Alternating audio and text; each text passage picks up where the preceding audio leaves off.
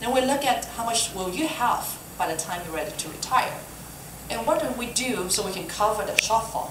And that's what we could help you with, is to do the analysis to see how do we cover the shortfall. And oftentimes when we do that analysis, taxes become a big decision-making factor. Is to see how much tax you need to pay in order to cover that shortfall.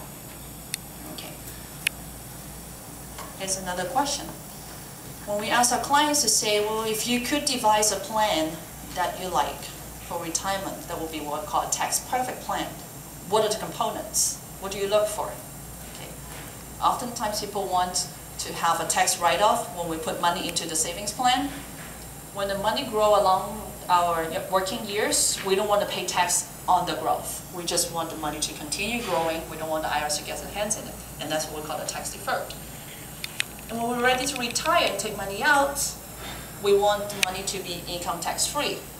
So that sounds like a pretty good plan to most of us. Okay. Well, however, that sounds too good to be true, and it really doesn't really exist.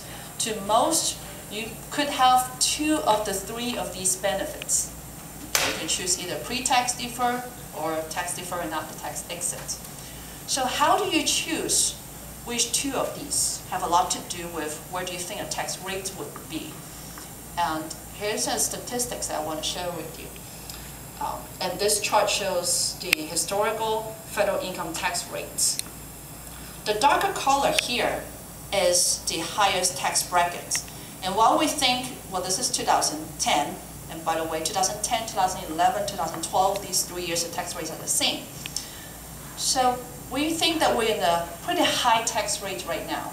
But if you look at the history, here's we are, top rate of 35. In our history, at some point, it was as high as 70%.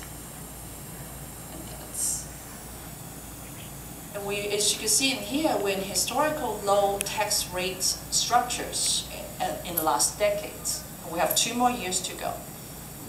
Traditionally, decades ago, people want, in this kind of bracket, they would try everything to put money into a pre-tax, tax-deferred account, anything that could reduce the taxable income, because every dollar they put in there, they save 70 cents, so why not? It makes a significant difference. And imagine at that time when they put money in here, and now they're retiring at 2011, paying tax at a top rate of 35. That by itself, they already come out of the game. Now the question is, for us, that we're working right here at the lowest tax environment of our history, where do you think our tax rate is going to be a couple of decades later when we're ready to retire? And I